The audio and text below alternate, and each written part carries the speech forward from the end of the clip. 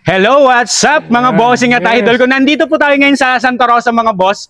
Meron tayong dineliver na Ford Everest, yung Titanium Plus po. Ito po yung top of the line ni Ford.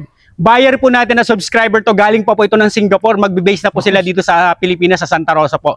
Sir, salamat po Sir Bards. Salamat din. Ma'am Claire. Salamat din. Ma'am Jen, salamat po sa tiwala. Ano pong masasabi niyo po sa unit? Excited kami. Excited. Maganda Excited yun. na mamaya. Yeah, drive na maganda yun. namin. Okay naman po yung test drive ni Ma'am Jen. Okay naman po yung handling nyo. Okay naman po Yes, ma'am. Baka may gusto po yung shoutout ma'am, syempre. Shoutout ka sa Wala na po sa mga taga Bicol. Opo, sa Bicol ma'am. Hindi, pasalamat lang kay Charles din. Okay yung yung pagbenta mo. Ha? Welcome po. Salamat. Salamat Ayan, din Thank kay you, Charles and Camille. Yes, Camille. Yeah. Anything, I can go. Tawag lang kami pag may problema. Kahit po may problema o wala pong problema kasi yan po sila, napakadali po nilang kausap. At saka kaya po nagbablog ako sa kanila kasi subok na po talaga yung mga unit nila para sa akin. Ayun sa mga kababayan natin naghahanap ng second hand cars dyan, JCAD Scale Vlogs, legit tayo 100%.